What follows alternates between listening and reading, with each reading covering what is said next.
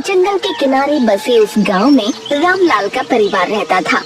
रामलाल एक लकड़हारा था जो गरीबी में अपना जीवन काट रहा था। उसके साथ उसकी बीमार पत्नी शांति और बेटी गौरी भी थे। वो तीनों इस सर्दी में जूझने की कोशिश कर रहे थे। रामलाल, तुम्हारे हाथ तो ये बर्फ जैसे ठंडे हैं रे।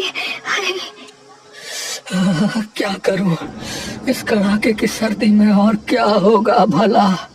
पिताजी, आज जंगल मत जाओ, हवा बहुत तेज है। बेटा, जंगल नहीं जाऊंगा तो लकड़ी कहाँ से लाऊंगा, बोल। और लकड़ी नहीं तो पैसा नहीं, और पैसा नहीं होगा तो खाने को और तेरी माँ की दवा को कहाँ से लाऊंगा। और फिर तेरी किताबें भी तो है बेटा। गौरी चुप हो गई।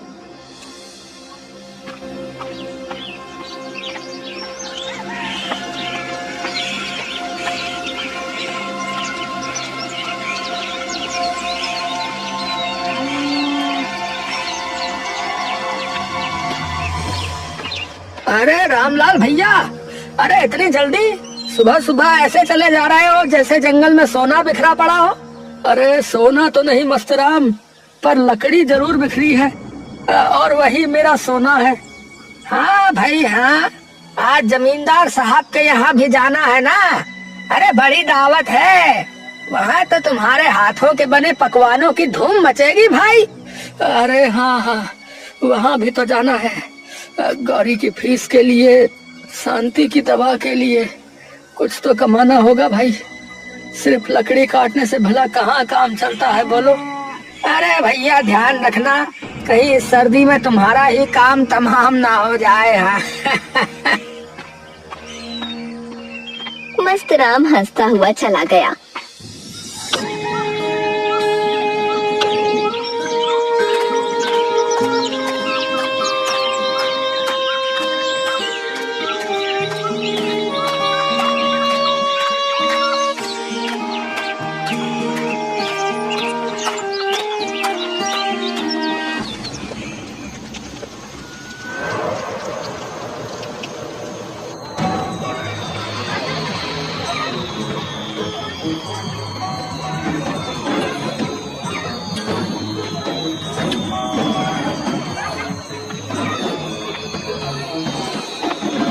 अरे जल्दी खाना बनाओ और निकलो।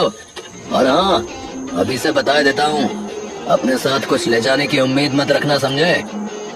वो तो और कोई बावर्ची नहीं मिला तभी तुमको बुलाना पड़ा, वरना तो मैं तुम्हारी शक्ल भी ना देखूं। जी जी जमींदार जी।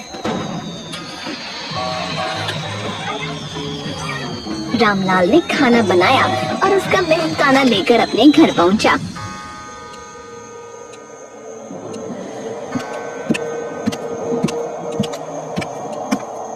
पिताजी आ गए, खाना बन गया है, आ जाओ खा लो।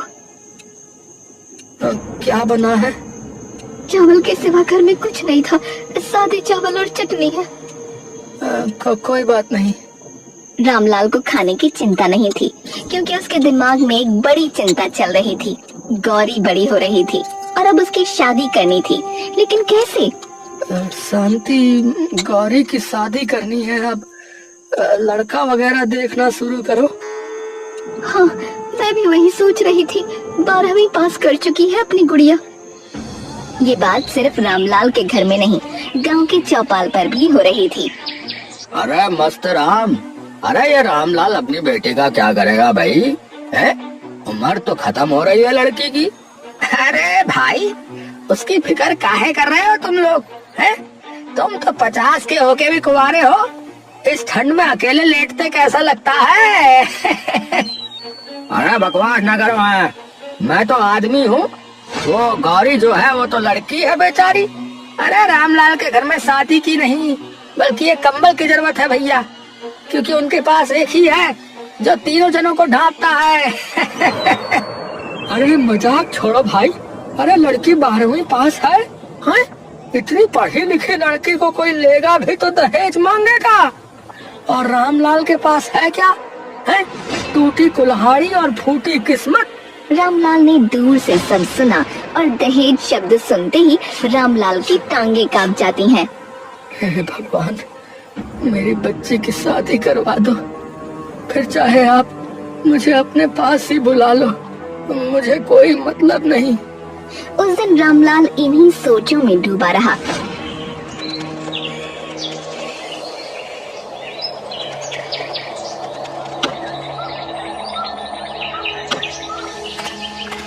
जंगल से लकड़ियों का भारी गट्ठा ढोते हुए बर्फ से भीगी पगडंडी पर उसका पैर फिसला। उसकी टांग की हड्डी टूटने की आवाज जंगल में गूंज गई। 1 महीना, 1 दिन भी कम नहीं, पूरा 1 महीना बिस्तर पर रहना, नहीं तो जीवन भर लंगड़ाते रहोगे। एक महीना? डॉक्टर साहब, मेरा घर, मेरी बीमार पत्नी, मेरी बेटी, वो कैसे? हे भगवान, अब तो सचमुच अंत हो गया, सब खत्म हो गया। घर की कमान अब उन नन्हे पर मजबूत कंधों पर आ गई जो हमेशा किताबें थामती थीं। गौरी ने आंसू पोंछे और सीधा जमींदार विजय सिंह की हवेली का रुख किया।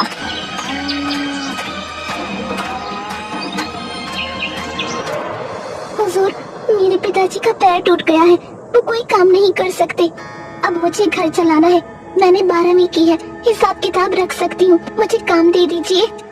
हिसाब किताब? और तू?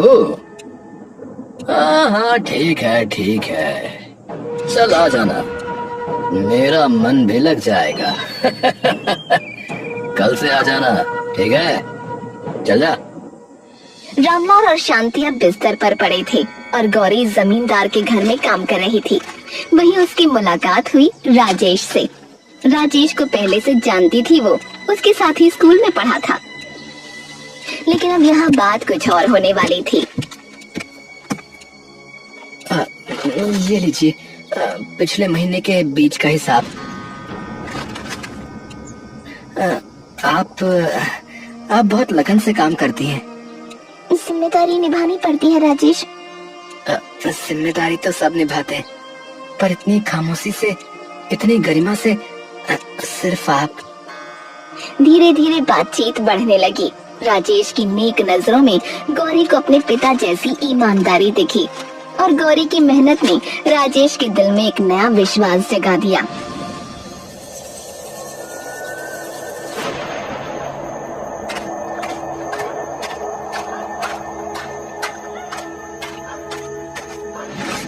गौरी, रुक जाओ, मैं रुक नहीं पा रहा।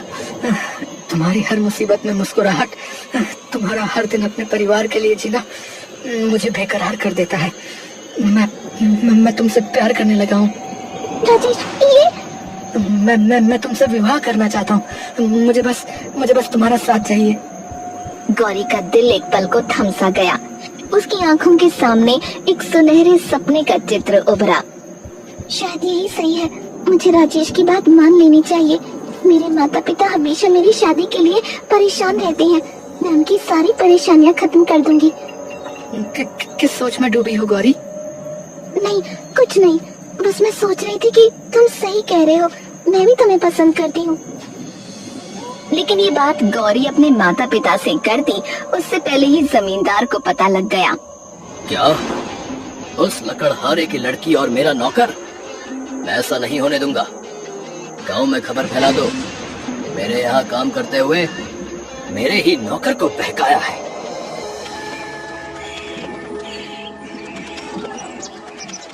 अगले ही दिन गांव के चौराहे पर एक नौकर ने ढोल पीट पीट कर ऐलान कर दिया। सुनो सुनो सुनो,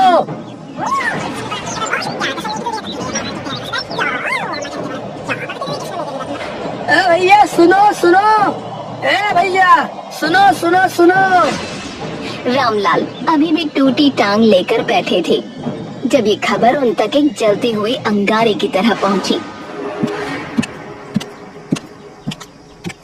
गौरी जब घर लौटी तो उसके सामने उसके अपने पिताजी हाथ जोड़कर खड़े थे। बेटी गौरी, अरे मेरी लाडली, अरे तूने ये क्या कर डाला? पिताजी, ऐसा ना बोलिए, मैंने कुछ गलत नहीं किया। हमें राजेश से प्यार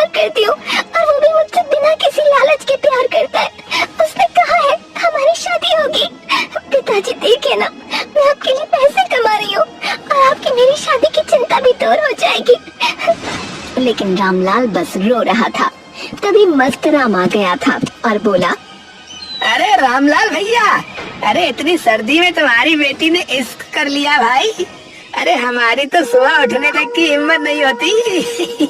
कैसे कर लिया? मस्त राम काका, आपको अपने जीवन में तो कुछ नहीं है, इसलिए दूसरों के जीवन में घुसते रहते हैं।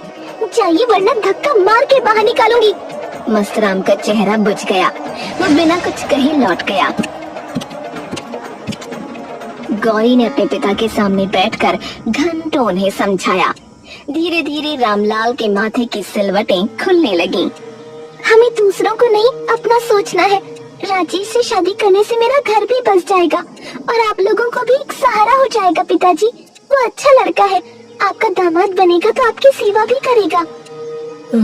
तू सही ही कह रही है बेटा। लोग तो कुछ ना कुछ कहते ही रहेंगे, चाहे हम सांस लें या ना लें, हमें अपना सोचना चाहिए। तो पिताजी राजेश को बुलाइए ना। राजेश को बुलाया गया। बातचीत हुई। राजेश के वादे फिर से दोहराए गए और शादी तय हो गई। तारीख रखी गई 15 जनवरी, एक नई शुरुआत का दिन।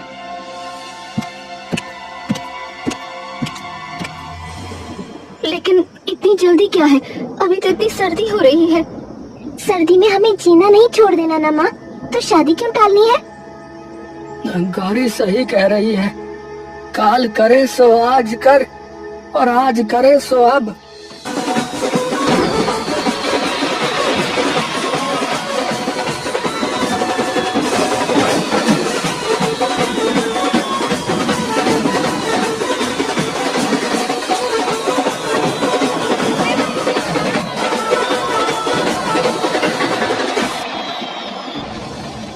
सुनो भैया, हमारा लड़का तो पढ़ा लिखा है।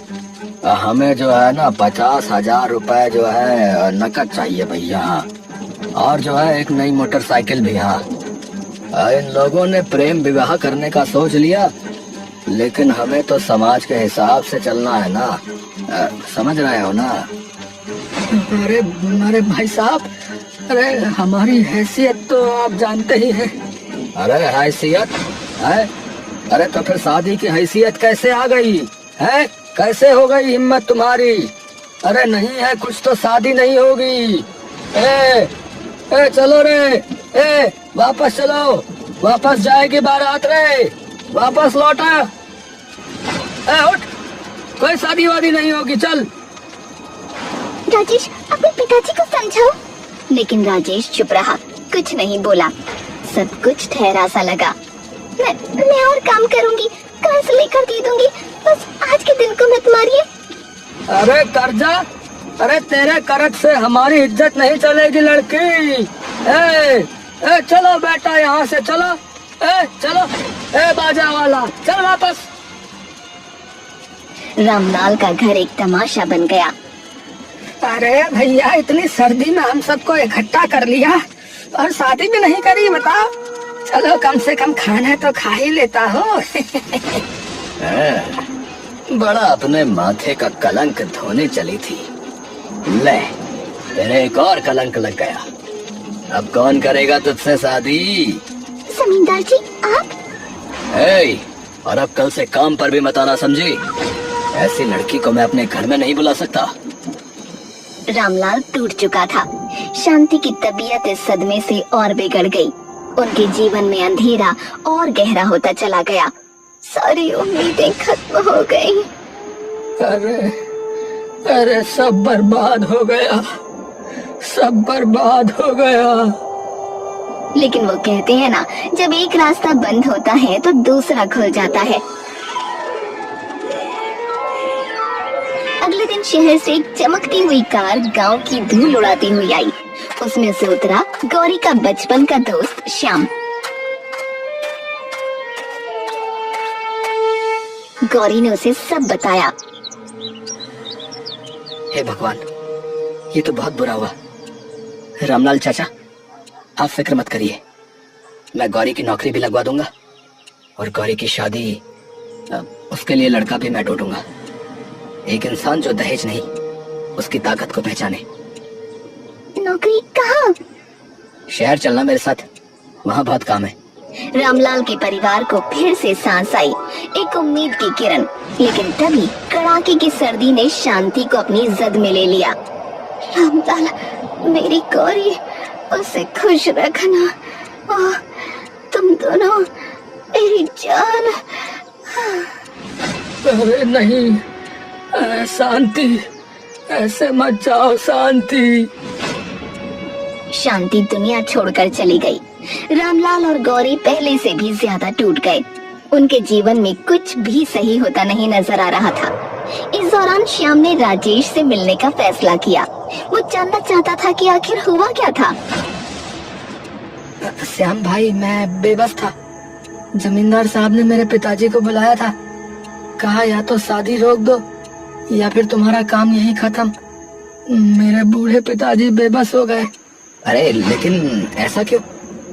उसे इसमें क्या मिला? बदला भाई।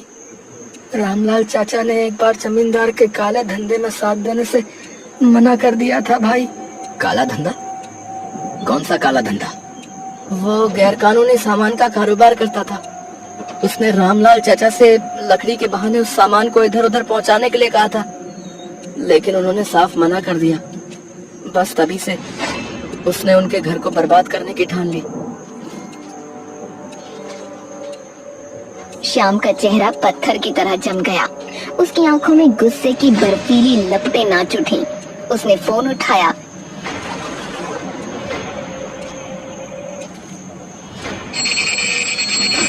हेलो, पुलिस थाना। मैं गुप्त सूचना देना चाहता हूँ। विजय सिंह के गोदाम नंबर 3 में आज रात को बड़ी खेप आ रही है, नकली सामान की। हाँ, पूरी तैयारी कर लीजिए। कड़ाके की सर्द रात थी।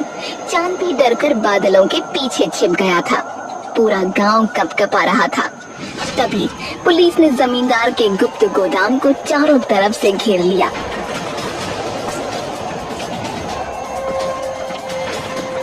विजय सिंह, आपको हिरासत में लिया जाता है। इनको हथकड़ी लगाओ भाई।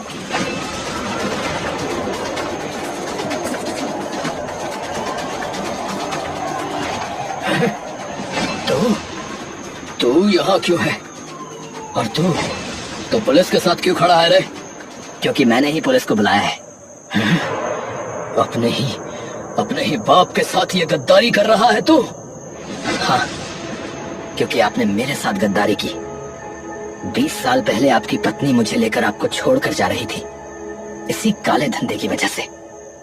पर आपने कसम खाई थी कि अब ऐसा कुछ नहीं करोगे, लेकिन आपने धोखा दिया। अपनी मरी हुई पत्नी को भी और अपने बेटे को भी। चलो, हमारे साथ जो किया सो किया, लेकिन आपने रामलाल चाचा के साथ क्या किया? गौरी के साथ क्या किया? वो क्या था? मेरी माँ सही कहती थी, आपका दिल दिल नहीं है, पत्थर है, पत्थर। जमींदार का सर शर्म से झुक गया था। फिर पुलिस जमींदार को ले गई।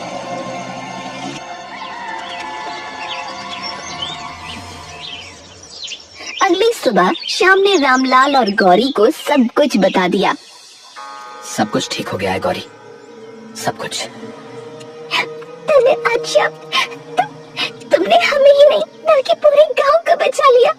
अपने पिता के बुरे काम को बुरा कह पाना बहुत हिम्मत की बात है। पर मेरी एक इच्छा अधूरी रह गई है, वो सालों से दबी हुई है। क्या इच्छा? मैं तुम्हें बचपन से प्यार करता था गौरी। जब हम खेलते थे ना, जब तुम मुझे मोटा कहकर चिढ़ाती थी, तभी से। लेकिन मैं कभी कह ही नहीं पाया। आज मेरी हिम्मत हो रही है। अब गौरी, क्या तुम मुझसे शादी करोगी? रामलाल और गौरी दोनों सन्नाटे में डूब गए। फिर रामलाल की आंखों से आंसुओं की झड़ी लग गई। इस बार वो दर्द के नहीं, खुशी के आंसू थे। बेटा, अरे श्याम बेटा, अरे भगवान ने तुम्हें हमारे लिए ही बचा कर रखा था बेटा। तुम मुझसे? हाँ, हमेशा से। वरना बताओ, एक सॉफ्टवेयर इंजीनियर बनने के बाद भला गांव लौट कर क्यों आऊंगा? बात तो सही है। एक हफ्ते बाद सर्दी अब भी जस की तस थी, पर इस बार शादी का मंडप सजा हुआ था और उसकी अग्नि की गर्मी सबके लिए काफी थी। गांव वाले इस बार हंस नहीं रहे थे, खुश थे। बेटा माफ कर देना हम सबको, हम सब अंधे थे बेटा। अरे सब ठीक है काका, मेरी शादी है, नाचोगे नहीं? मस्तराम नाचने लगा।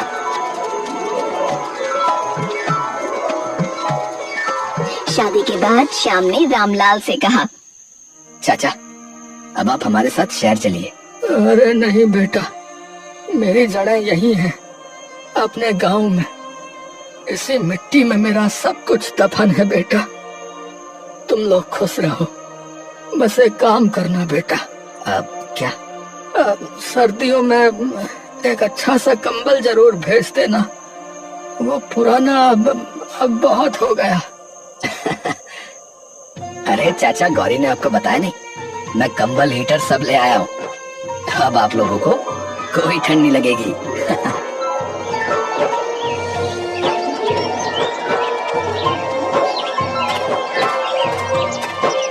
रामलाल वापस अपने पैरों पर खड़ा हो चुका था। उसने श्याम और गौरी को विदा किया और सुखमय जीवन बिताने लगा। तो दोस्तों, ऐसी ही अनोखी और रसभरी कहानियाँ देखने के लिए हमारे चैनल को सब्सक्राइब करें।